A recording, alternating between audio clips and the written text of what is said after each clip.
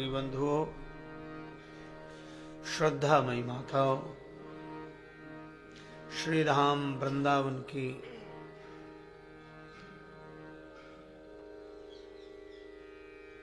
भक्ति भावापन्न रसमयी भूमि के दिव्य वातावरण में निर्मित यह आश्रम, जिसकी धरा आप्तकाम पूर्ण काम महापुरुषों की चरण धूलि से धन्य हुई है, इस आश्रम के आध्यात्मिक वातावरण में उपस्थित होकर भगवान की मंगलमयी कथा के गायन श्रवण का अलभ्य लाभ श्री हनुमान जी महाराज की मंगलमयी कृपा और प्रेरणा से प्राप्त करें। भगवान श्री राघवेंद्र की सगुण लीला श्री रामचरितमानस सरोवर के जल की स्वच्छता है।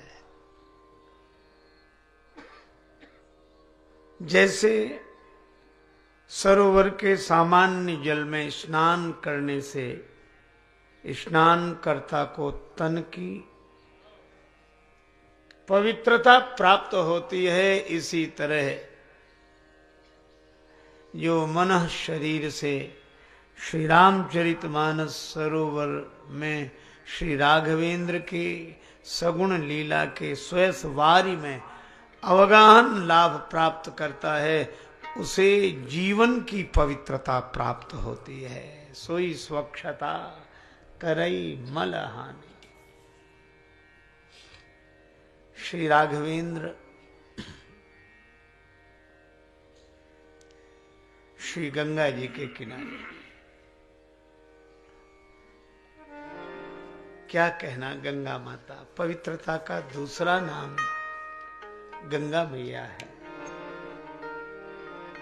बही कैसे गंगा लहर धीरे धीरे, बही कैसे गंगा लहर धीरे धीरे, बही कैसे गंगा लहर धीरे धीरे, बही कैसे गंगा लहर धीरे धीरे। हरिद्वार में कैसी शोभा से माता, हरिद्वार में कैसी शोभा से माता, हरिद्वार में, हरिद्वार में, हरिद्वार में कैसी शोभा से माता, हरिद्वार में कैसी शोभा से माता।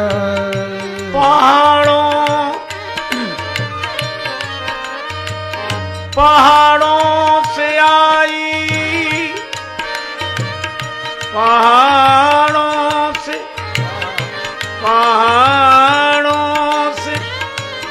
आई, उतर धीरे धीरे, वही कैसे गंगा लहर धीरे धीरे, बही कैसे गंगा लहर धीरे धीरे।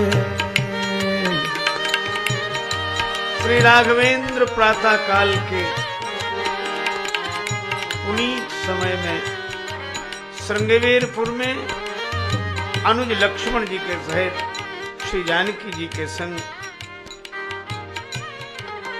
श्री गंगा स्नान करते हैं।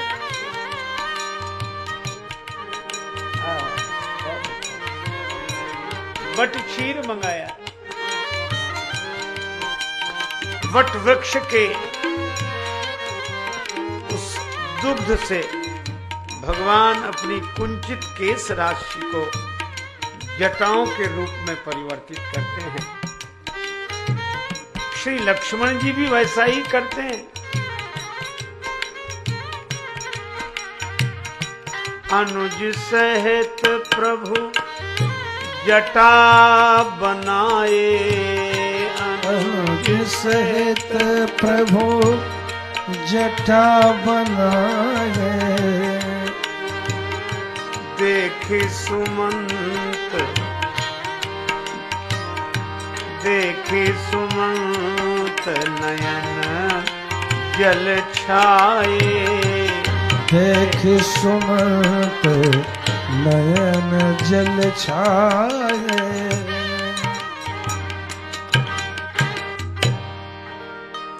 भगवान श्री राम ने जटाओं का मुकुट बनाया, बट क्षीर डालकर उन कुंचित के सुंदर केशों को जटा के रूप में परिवर्तित करके उन जटाओं का मुकुट बनाया।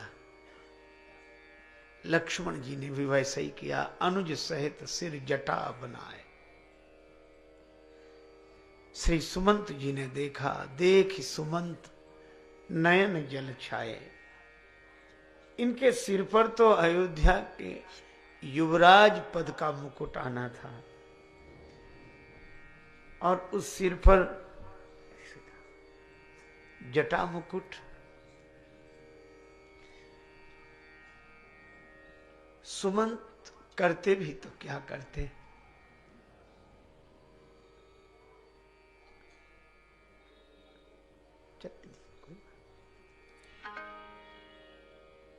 करी बिनती पायन परेऊ, दीन बाल जिमि रोए। सुमंत जी ने कहा, प्रभु अयोध्या नरेश महाराज दशरथ ने कहा था राम लक्ष्मण को लौटा लाना।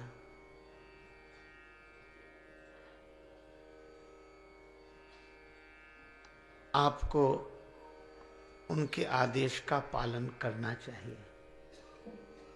श्री राम जी ने कहा कि पिताजी के आदेश से ही तो मैं वन में आया हूं, अब उनकी यह आज्ञा पूरी कर लूं, फिर दूसरी आज्ञा पूरी करूंगा।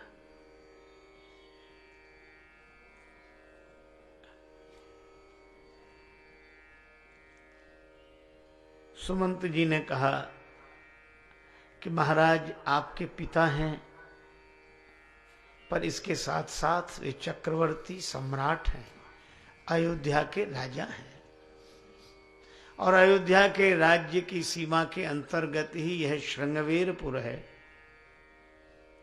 राजा की आज्ञा मानकर आपको अवश्य लौटना चाहिए। मैं उनका मंत्री हूं। श्री राम जी ने कहा कि अगर राजाज्ञा मानने के लिए आग्रह करते हैं मंत्रीवर सुमंत, तो वह व्यर्थ होगा। क्यों? मैं कल तक राजा की आज्ञा मान सकता था, आज नहीं। देख रहे हो ना, ये जटाजूट धारण कर लिए हैं, ये संत वेश,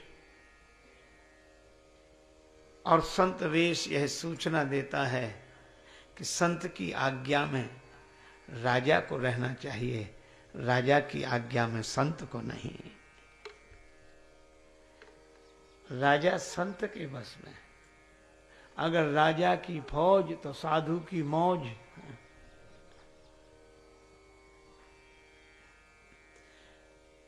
एक बहुत बड़े राजा बड़ी भारी सेना को लेकर एक प्रदेश से दूसरे प्रदेश की ओर जा रहे थे। रास्ते में बड़ा विशाल वन प्रांत, एकांत, बालुका ही बालुका चारों ओर। एक परमहंस संत अपनी मस्ती में, निजानंद मस्ती में मैं झूमता हूं, कहां कौन कैसा ना मैं पूछता हूं। खिले हैं जमाने में गुल रंग बिरंगे, मिसाले भंवर हो के मैं गूंजता हूं। गुज़िश्ता जमाने में थे कर्म जितने, उन्हें ज्ञान होली में मैं फूंकता हूं, न जीने की इच्छा न मरने की चिंता, कजा से निडर होके मैं घूमता हूं। मिली हैं जिनसे ये बेहद निगाहें, पकड़ उनके कदमों को मैं चूमता हूं। हुआ मुक्त सबसे बड़ी खुश नसीबी, फकीरी खजाने को मैं लूटता हूं।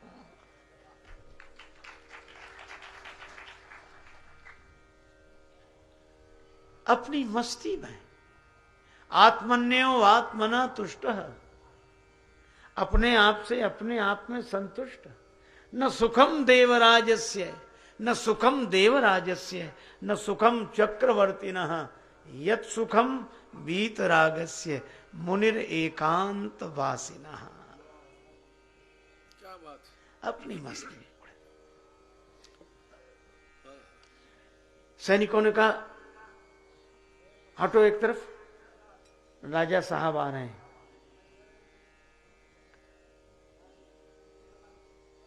बादशाह हैं, आप रास्ता छोड़ो। महात्मा बोले उनसे कह दो कि शहंशाह पड़ा है। हम क्यों हटें, हम तो उसके रास्ते में गए नहीं, वही हमारे रास्ते में आया।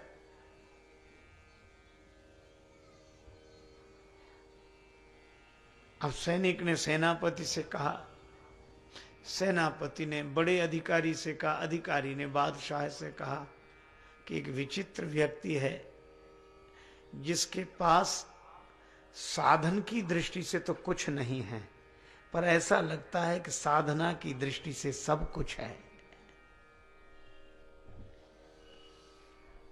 हिल भी नहीं रहा अपनी जगह से, और यह कहता है कि वो अगर बादशाह है तो मैं शहंशाह हूं। बादशाह स्वयं गया, आप शहंशाह कैसे? महात्मा ने कहा तुम बादशाह कैसे? बादशाह ने कहा कि मैं कई देश जीत चुका हूं। अब कहां जा रहे हो? एक देश और बचा है, उसे जीतने जा रहा हूं। अच्छा, उस देश को जीत लोगे फिर क्या करोगे? बादशाह ने कहा बस वह देश बचा है उसे जीत लूं, फिर आराम से सोऊंगा। महात्मा बोले तुम तब सोओगे, हम अभी सो रहे हैं।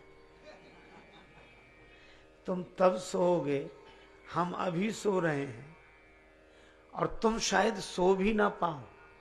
सुख से सोने की कल्पना करते करते सदा सदा के लिए सो जाओ।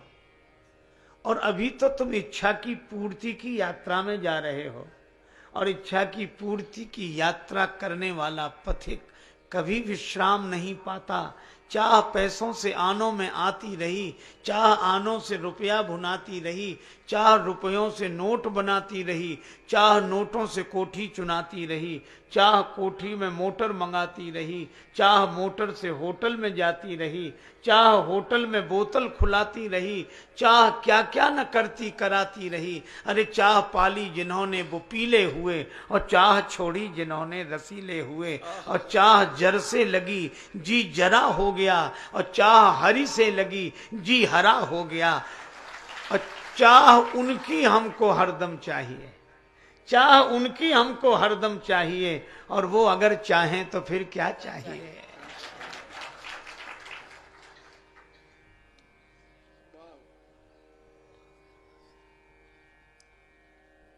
हमारे मन में कोई इच्छा ही नहीं है। देखो, इच्छा पूरी न हो तो दुख, इच्छा पूरी हो जाए तो थोड़ी देर का सुख, और इच्छा ही न रहे तो आनंद है। इच्छा की पूर्ति में भले ही सुख मिलता हो, पर इच्छा की निवृत्ति में आनंद मिलता है। हम परेशान क्यों हैं? क्योंकि हम जो चाहते हैं वह नहीं होता है, यही तो परेशानी है। श्री बिंदु जी महाराज ने लिखा है, गैर मुमकिन है कि दुनिया अपनी मस्ती छोड़ दे, इसलिए दिल तू ही ये बेकार बस्ती छोड़ दे। खूब तरसाया है तेरी ख्वाहिशों ने ही तुझे, तू भी अब इन ख्वाहिशों को कुछ तरसती छोड़ दे। इसीलिए जो इच्छा की पूर्ति का प्रयास करे वह संसारी है, और जो इच्छा की निवृत्ति की चेष्टा करे बस वही शहंशाह है, साधु है, संत है। कोई इच्छा नहीं, एक संत के चरणों में उपस्थित होकर किसी जिज्ञासु ने कहा कि बस महाराज मेरी एक ही इच्छा है, एक इच्छा है। कौन सी? शांति मिले। मेरी इच्छा है मुझे शांति मिले। महापुरुष मुस्कुराकर बोले, शांति की इच्छा मत करो, इच्छा को शांत करो। शांति की इच्छा मत करो, इच्छा को शांत करो। चाह मिटी चिंता गई, मनुआ बेपरवाह, और जिनको कछु न चाहिए सोई शाहंशाह। महात्मा ने कहा कि तुम शायद आराम से सो भी ना पाओ, ये इच्छाएं तुम्हें आराम से सोने नहीं देंगी। अच्छा देखो, इच्छा आराम से सोने नहीं देती, और अगर इच्छा रह ही न जाए, ऐसे व्यक्ति के आराम को कोई छीन नहीं सकता। इसलिए हम तो अभी आराम से सो रहे हैं, और जगह काफी है। तुम भी सोना चाहो तो सो जाओ।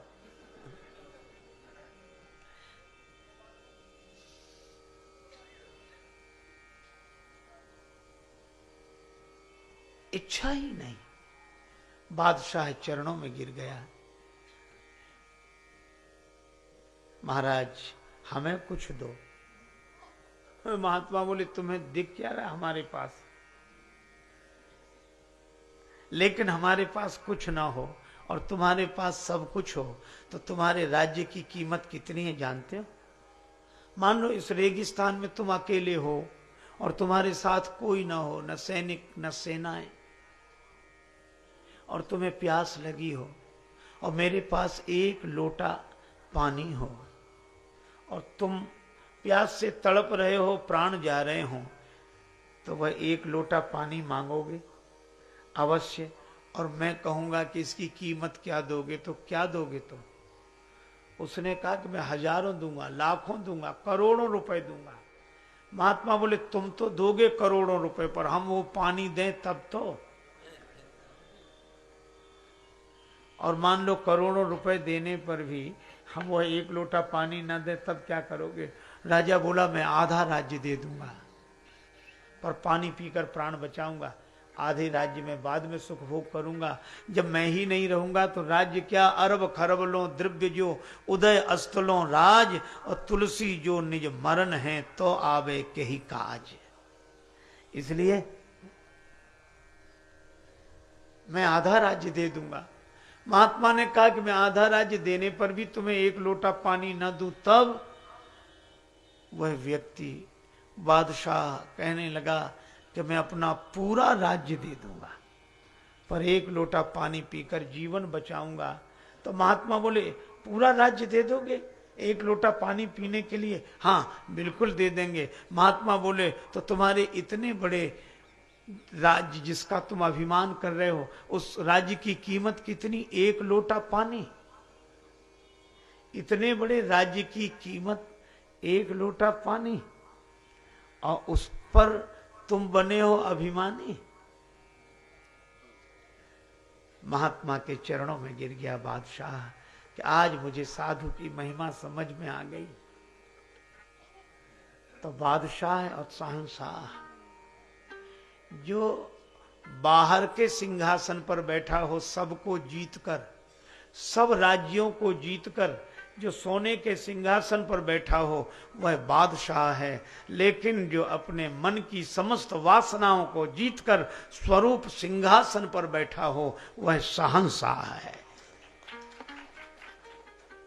राम जी ने कहा, राजा की आज्ञा में साधु नहीं रहते, साधु की आज्ञा में राजा को रहना चाहिए। इसलिए राजा की आज्ञा मानकर मैं नहीं लौटूंगा। सुमंत जी ने कहा, राघवेंद्र आपको साधु मानता कौन है? पूरी प्रजा आपको राजा मानती है।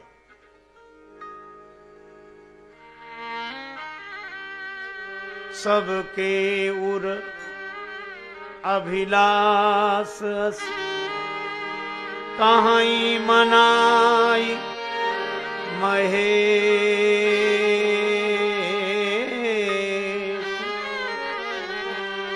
आप अक्षत जुबराज पद राम ही देहु नरेश।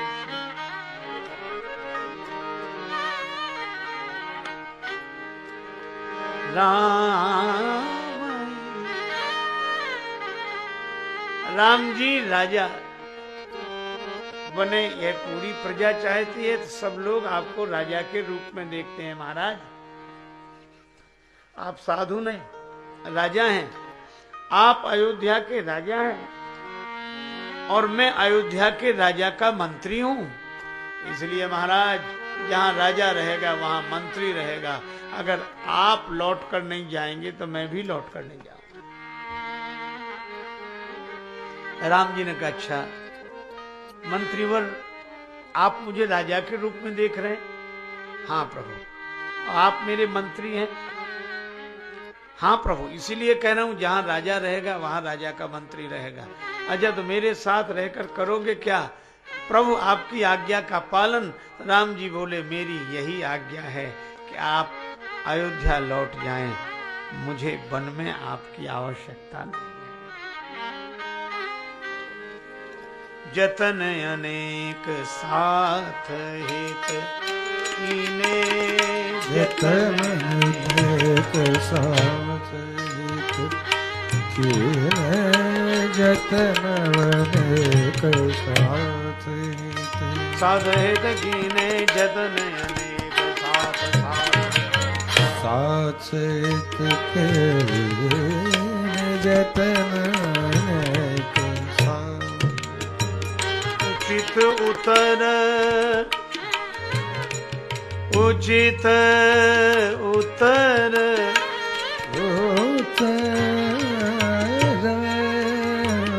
उचित उतर रघुनंदन, रघुनंदन, रघुनंदन, रघुनंदन दीने देने,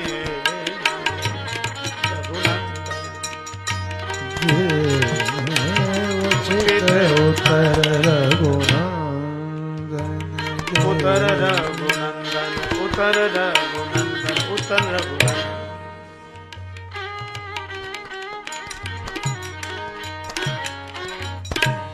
मैट जाई नहीं राम रजाई। ठीक है प्रभु, श्री जानकी जी ही लौट चले। प्रभु ने श्री जानकी जी से कहा, श्री जानकी माता ने कहा, प्रभु मैं अवश्य लौट जाऊंगी, पर 3 शर्तें पूरी कर दी जाएं। सुमंत जी आह्लादित हो गए। 3 क्या 3000 शर्तें पूरी हो जाएंगी, आप लौट कर चलें तो। केवल 3 शर्तें। सूर्य से सूर्य की रोशनी को अलग कर दो, चंद्रमा से चांदनी को अलग कर दो, और शरीर से शरीर की परिछाई को अलग कर दो। प्रभा जाई कहां भानु बिहाई, कहां चंद्रिका चंद्र तज जाई। तुम करुणामय परम विवेकी, तनु तज छाह रहाई किमि छेकी। सुमंत लौट तो नहीं रहे हैं, लेकिन श्री राम जी ने सुमंत जी को बरबस भेजा और श्री गंगा जी के किनारे श्री राघवेंद्र, माता मैथिली और श्री लक्ष्मण जी, यह त्रय मूर्ति भगवती भागीरथी के पावन तट पर उपस्थित हुए। राम जी ने नाव मांगी। बड़ा प्रसिद्ध और रस सिद्ध प्रसंग है।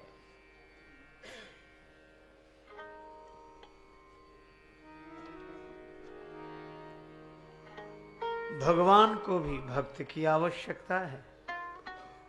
उर्दू भाषा का एक शब्द है ना खुदा। ना खुदा कहते हैं केवट को, और खुदा कहते हैं भगवान को। एक कवि ने बड़ा सुंदर भाव व्यक्त किया, मगर राम पहुंचे जब गंगा किनारे, मगर राम पहुंचे जब गंगा किनारे, तो खुदा को पड़ी ना खुदा की जरूरत। क्या बात है, क्या बात है। खुदा को पड़ी ना खुदा की जरूरत।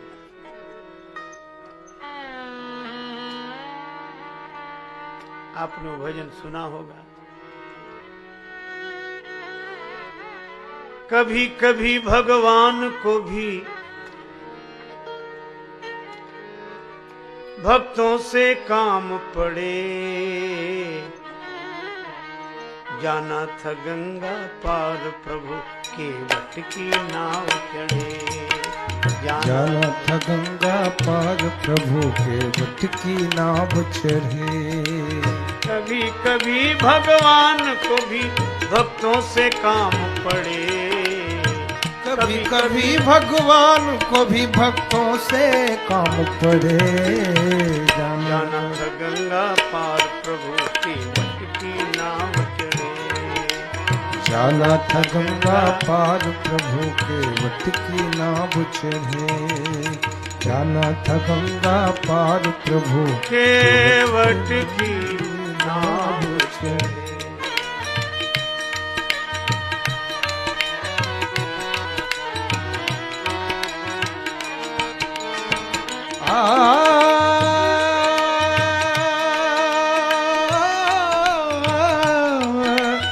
कभी कभी भगवान को भी भक्तों से काम पड़े।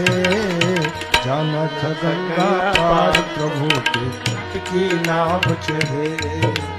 जाना था गंगा पार प्रभु के वट की नाव चढ़े। मांगी ना उनके वट आना, काई तुम्हार मरम में जाना।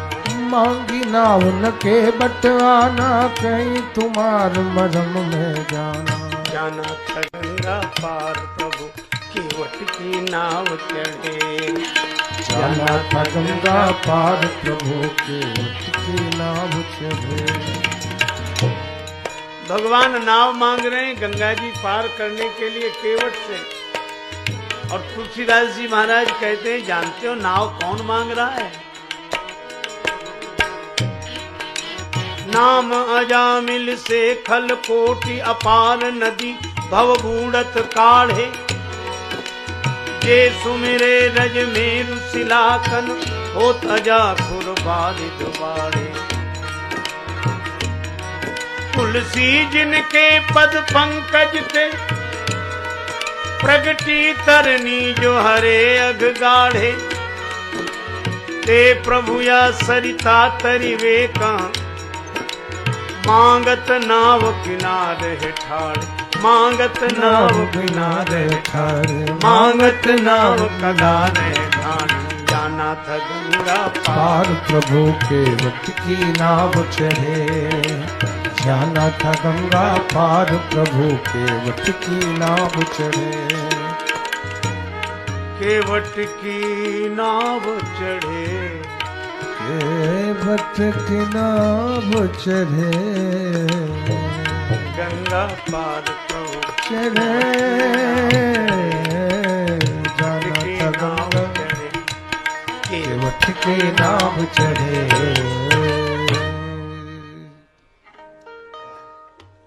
भगवान श्री राम जैसा शील को रघुवीर सरिस संसारा, शील स्नेह निवाहने हारा। आहा, श्री राम जी के साथ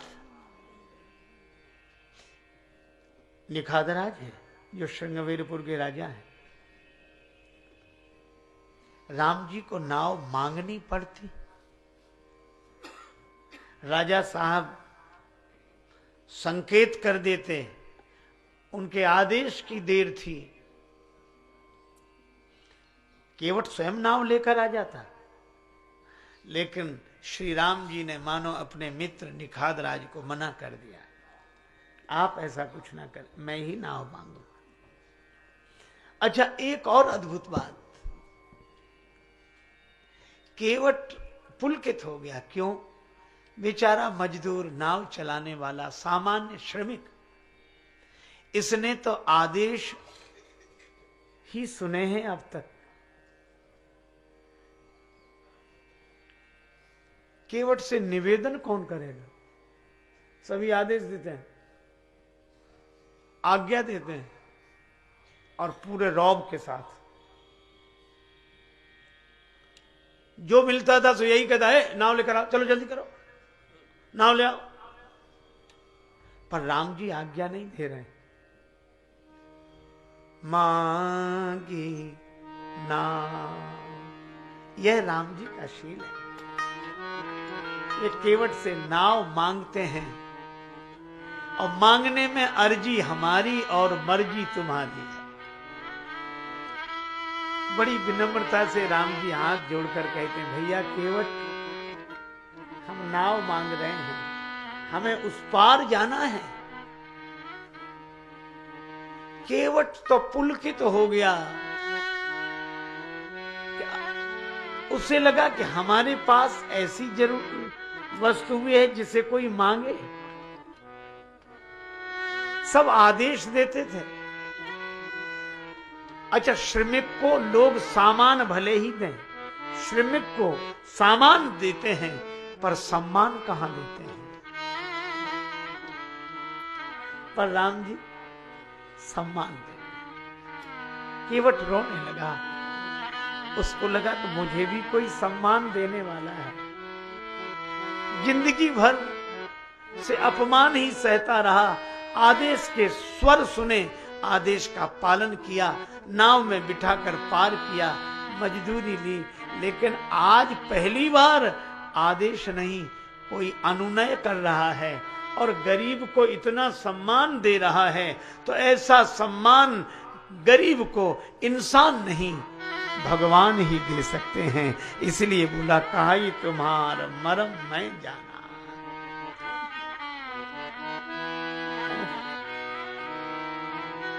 एक बार सिद्धियों की चर्चा हो रही थी। सबने कहा कि हमें सिद्धि है। कैसे? बोले, हम यहां बैठे बैठे वहां की देख लेते हैं कि घटना क्या है। दूसरा बोला, हम यहां बैठे बैठे दूर तक की सुन लेते हैं। किसी ने कहा, हम दूसरे के मन की बात जान लेते हैं। ऐसी चर्चाएं हो रही।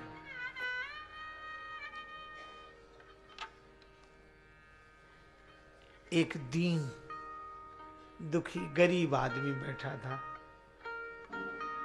उसने हाथ जोड़कर कहा, एक सिद्धि हमें भी है। सबने चौंक कर देखा, तुम्हें कौन सी सिद्धि है?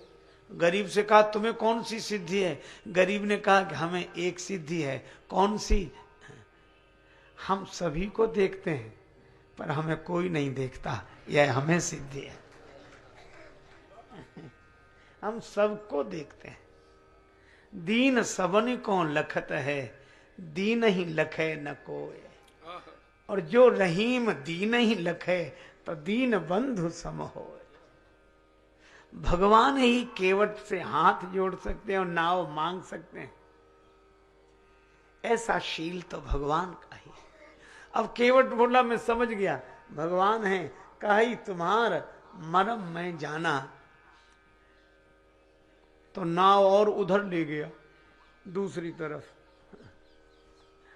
भगवान बोले, उधर नहीं, इधर ले आओ।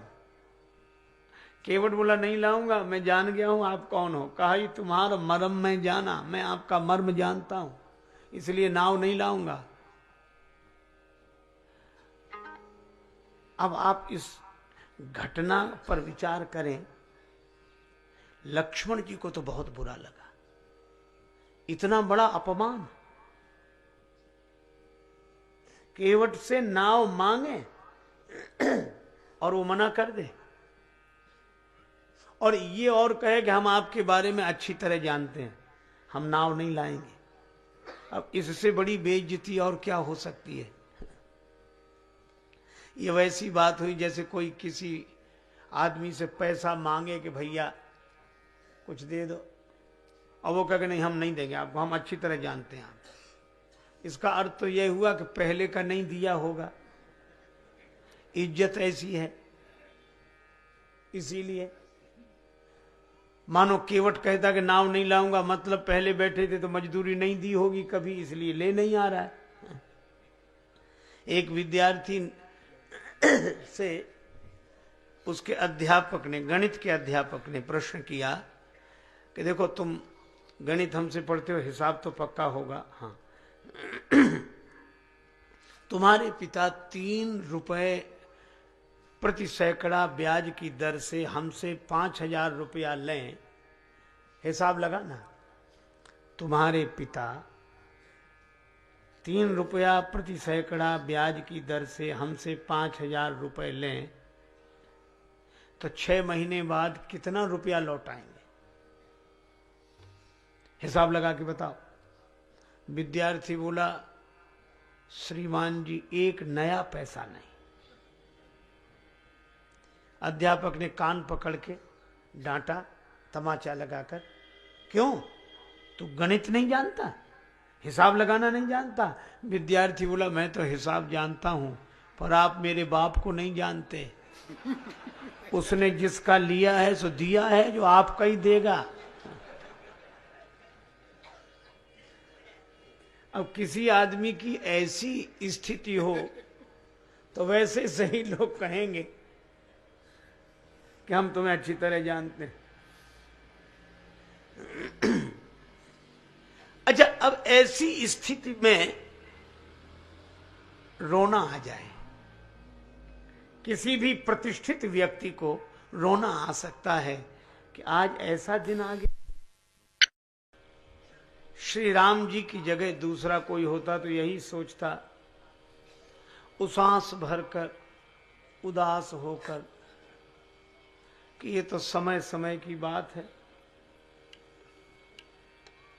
कल तक हमारे कैसे ठाठ थे और आज ऐसा भी दिन आया।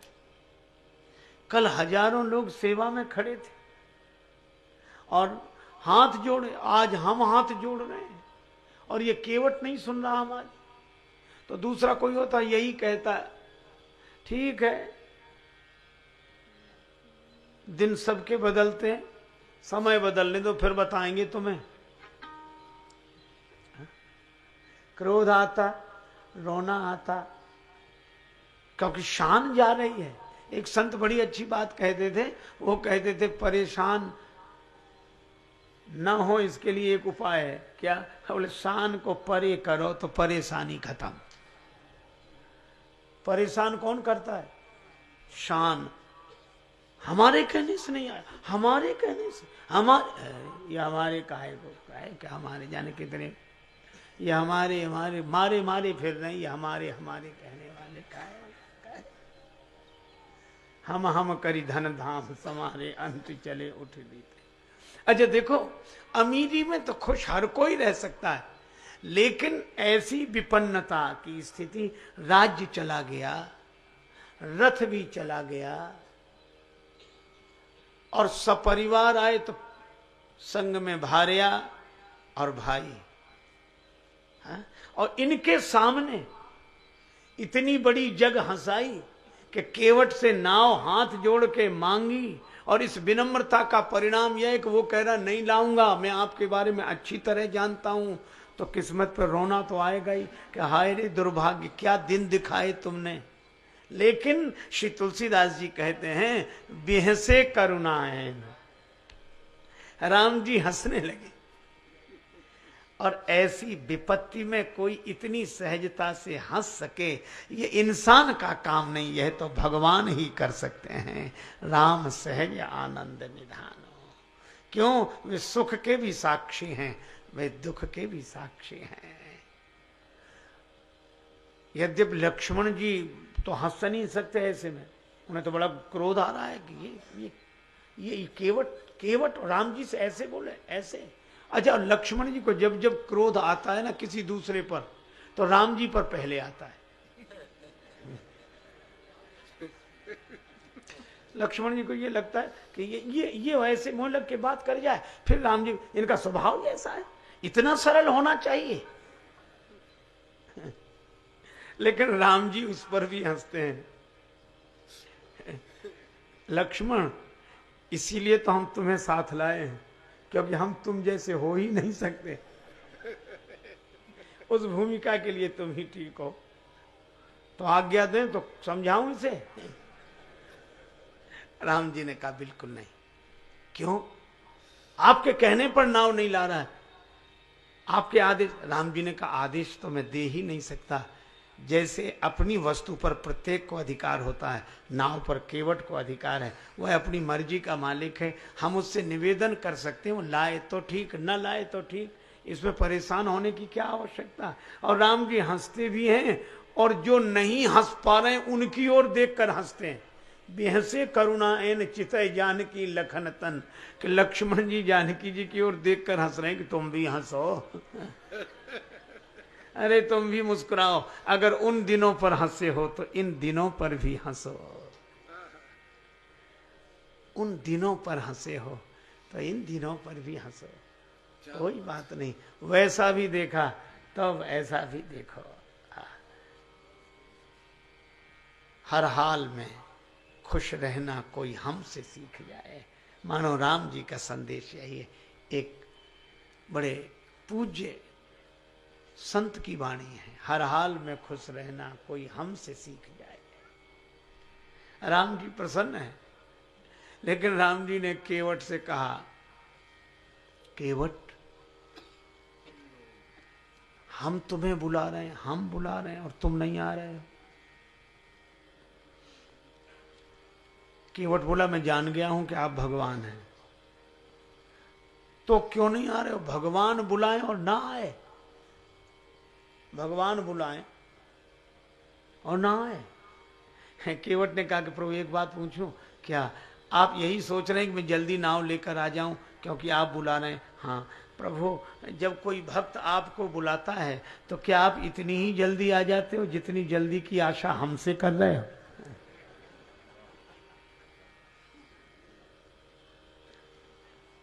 भगवान ने कहा कि मतलब मैं नहीं आता इतनी जल्दी। क्यों नहीं आते प्रभु? वो हमारे घर का कानून है। केवट बोला तो ये हमारे घाट का कानून है।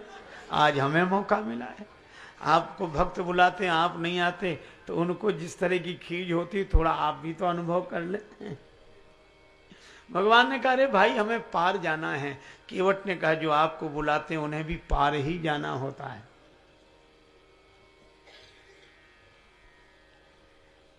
और एक बात और है,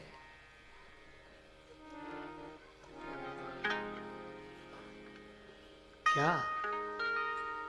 आपको कोई बांध कर रख नहीं सका, जनकपुर वाले नहीं रोक सके। आप अयोध्या आ गए, महाराज जनक रोक नहीं सके, और महाराज दशरथ नहीं रोक सके। अयोध्या से आप श्रृंगवेरपुर आ गए, और श्रृंगवेरपुर के राजा निखाद नहीं रोक सके। आप गंगा जी किनारे आ गए।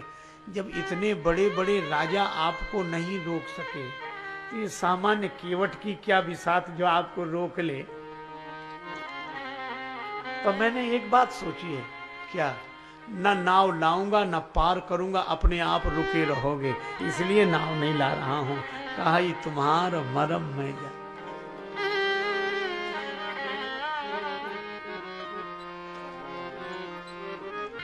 केवट नहीं आया।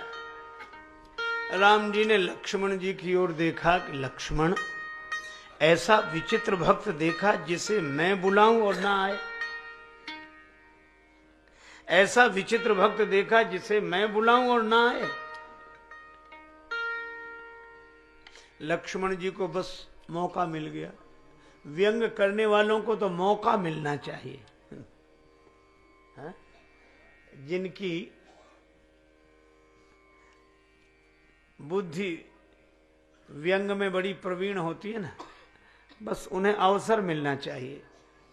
बिना चोट किए मान नहीं सकते, व्यंग करेंगे। लक्ष्मण जी को अवसर मिल गया। राम जी ने कहा लक्ष्मण, ऐसा विचित्र भक्त देखा जिसे मैं बुलाऊं और ना आए। लक्ष्मण जी तुरंत बोले कि प्रभु, आपके जितने भक्त होते सब ऐसे ही होते, जो आपका कहना ना माने वही आपका भक्त, जो आपकी आज्ञा ना माने वही आपका भक्त। स्वभाव ऐसा है। जब इतना सरल स्वभाव रहेगा तो कहना मानेगा कौन? ये निवेदन वाले हैं, नाव ले आओ हाथ। ये डांट कर फटकार कर आदेश देते तो काम करते। तो आपके जितने भक्त हैं कोई आपका कहना नहीं मानते, और जो आपका कहना न माने वही आपके भक्त। राम जी ने कहा यही विचित्र भक्त है, दूसरा कौन है? राम जी बोले लक्ष्मण। कौन है ऐसा दूसरा? लक्ष्मण जी बोले है क्यों नहीं, एक को पीछे छोड़कर आए, एक आगे है। पीछे किसे छोड़कर आए? सुमंत जी को। सुमंत किस में बैठे हैं? रथ में। और केवट किस में बैठा है? नाव में। तो आपने सुमंत जी से क्या कहा? रथ लेकर अयोध्या जाओ, और केवट से कहा कि नाव लेकर हमारे पास आओ। सो एक को आप भेजते हो सो वो जाता नहीं है, दूसरे को बुलाते हो सो वो आता नहीं है। ना ये कहना माने ना वो कहना माने, हर जगह मुसीबत, कहना नहीं। अब लक्ष्मण जी के इस व्यंग पर राम जी मुस्कुराए, और श्री सीता माता को भी हंसी आ गई। राम जी भी वचन रचना में परम प्रवीण है। राम जी ने कहा कि लक्ष्मण लेकिन एक बात है। क्या? किसी दुकानदार की बौनी सवेरे सवेरे बिगड़ जाए, सवेरे बिगड़ जाने का अर्थ क्या? कोई उधार मांगने वाला आ जाए, वो दुकान खोले और दुकान खोलते के भाई साहब बोलो पैसे फिर भिजवा देंगे सामान में। क्या सवेरे सवेरे? थोड़ी देर में नहीं आ सकते थे? हमारी बौनी बिगड़ गई, सगुन बिगड़ गया, अब दिन भर उधार मांगने वाले ही आएंगे।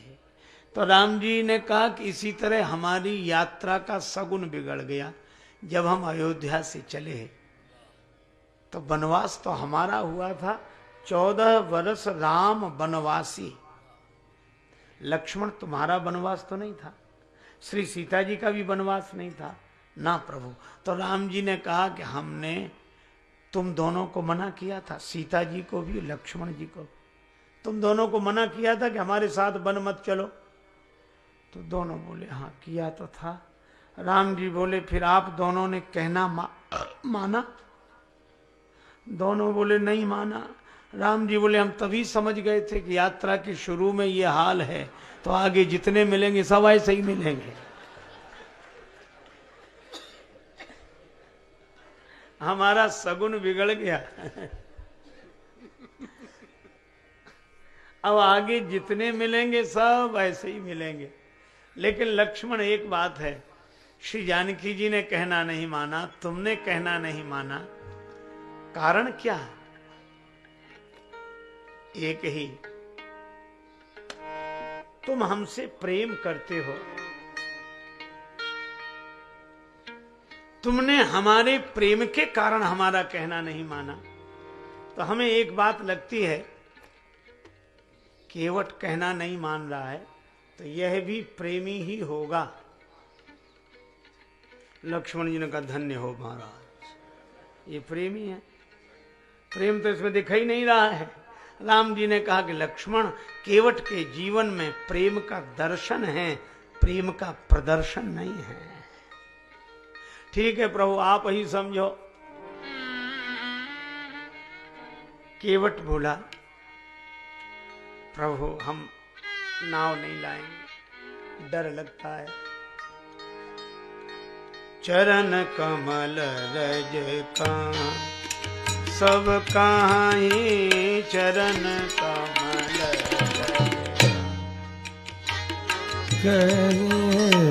चरण कमल रज का सब काहीं, मानुष करनि मूल कछु आई। चरण कमल रज का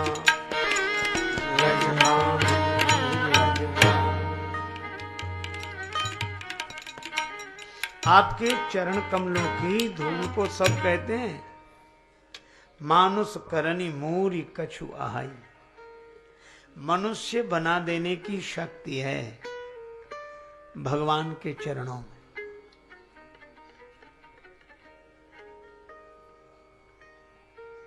देखो कितनी अद्भुत बात है, सांकेतिक ढंग से यदि विचार करें।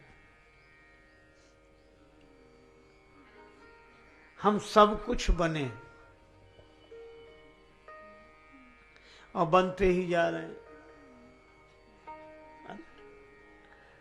लेकिन भगवान ने जो बनाए थे वे बने नहीं रह पा रहे। भगवान ने हमें मनुष्य बनाया, मनुष्य।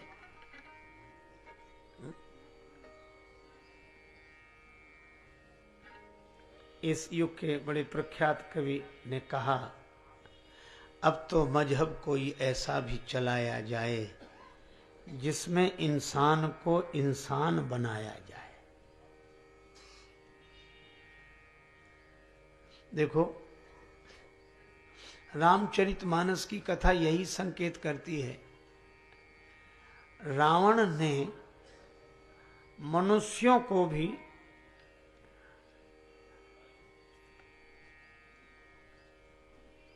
पशु बनाया।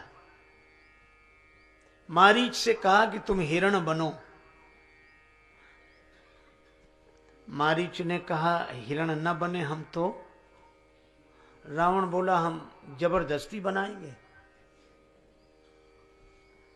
हिरण बनने के लिए मजबूर कर देंगे।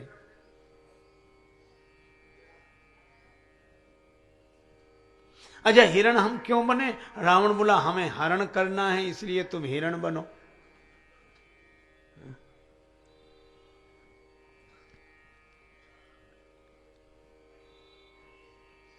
मारीच ने कहा कि हम तो मनुष्य हैं, अच्छे भले आदमी को पशु बनने के लिए विवश क्यों कर रहे हो? रावण बोला और रावण का काम ही क्या है? जो मनुष्य से पशु बना दे, मनुष्यों से पशुओं जैसे काम कराए, अथवा मनुष्य को पशु बनने के लिए विवश कर दे, उसी का नाम रावण है। रावण ने मनुष्य को भी पशु बनाया और राम जी ने पशुओं को भी मनुष्य बनाया। जितने वानर थे हनुमदादि वानर सब वीरा, धरे मनोहर मनुज शरीरा। मनुष्य हो गए। राम जी ने मनुष्य बनाए, स्वयं मनुष्य होकर मनुष्य बनाए। और रामचरितमानस राम जी का ही रूप है, आज भी मानवता का पाठ पढ़ा रहा है। भाव भरे प्रभु प्रेमिन पे नित नेह सुधा बरसावत मानस, जो पशु तुल्य भये जग में तिन्हें मानुष फेरी बनावत मानस। रंक राजेश करे पल में जन मानस रोग मिटावत मानस, जानकी राघव के पद पंकज मानस माहि बसावत मानस। राम जी ने पशुओं को भी मनुष्य बनाया। और पशुओं की कौन कहे? केवट तो कहता है छुअत शिला भई नाय सुहाई, छुअत शिला भई नाय सुहाई, छुअत शिला भई नाय। आहन ते न काठ कठिनाई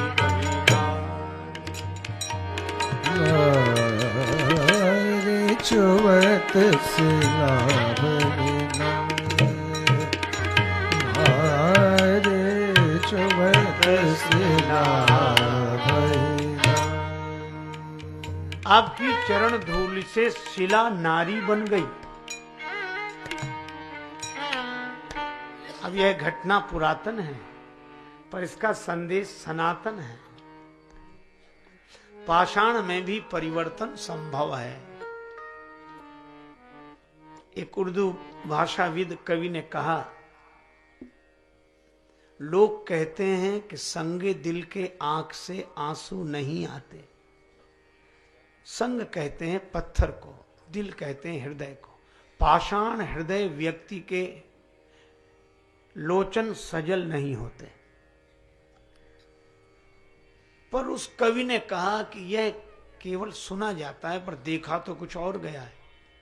क्या?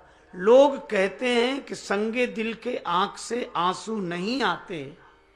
अगर ये सच है तो दरिया क्यों निकलते हैं पहाड़ों से? अगर यह सत्य है तो इन सरिताओं का जन्म पर्वतों से क्यों? पर्वत से भी प्रीति का झरना फूट सकता है अगर कोई पर्वत को पिघलाने वाला हो। तो आज पाषाण जैसे हृदय से भी मानवता की सरस धारा बह सकती है अगर भगवान के चरणों का कोई आश्रय ले ले। तो यह इस कथा का संकेत। छुअत शिला भई नारी सुहाई। पर आज तो बड़ी विचित्र स्थिति है। मानव आकृति सब तरफ दिखाई देती है, पर प्रकृति नहीं दिखती, मानवता नहीं दिखती। मानवों की भीड़ में मानवता खो गई।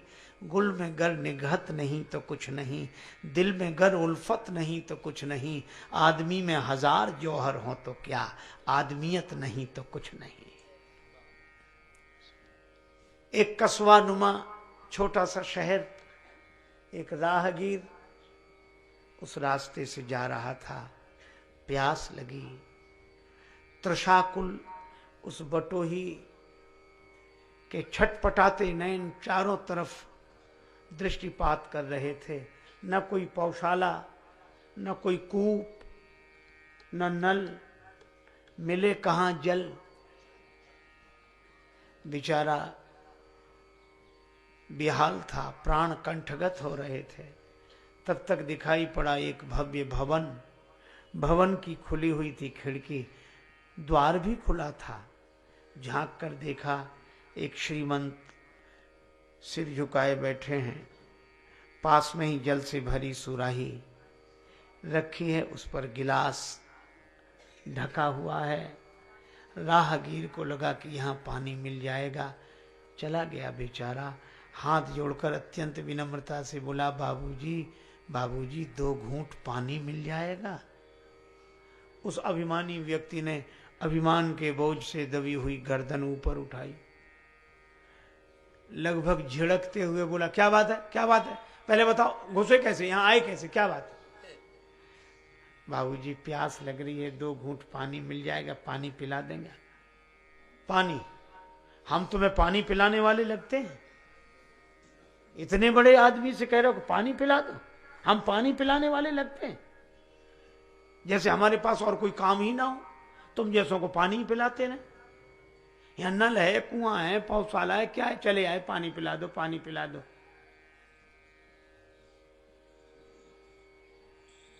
देखते नहीं है, एक भद्र पुरुष का भवन है, शरीफ आदमी का घर है। राहगीर हाथ जोड़ के बोला, सो तो देख ही रहे हैं। अवश्य सज्जन पुरुष का निवास है। परिभाषाएं बदल गई हैं महाराज। पहले भवन के बाहर लिखा रहता था स्वागतम, शुभागमन। अंग्रेजी पढ़े लिखे लोग लिखते थे वेलकम। अब यह लिखा नहीं मिलता। अब भवन के बाहर लिखा मिलेगा बिना इजाजत अंदर आना मना है। किसी किसी भवन के द्वार पर लिखा होगा कुत्ते से सावधान। हालांकि उसमें रहते आदमी हैं।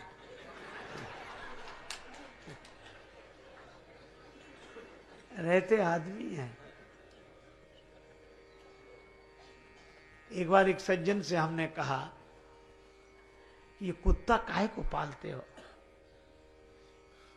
बोले क्यों? हम कहा हम आते हैं तो बड़ा डर लगता है, कुत्ता है। अच्छा एक बात आपने देखोगी, कुत्ता पालने वाले जितने मालिक होते हैं पूरे निश्चिंत होते हैं, और जो आने वाला होता चिंतित तो वही होता है।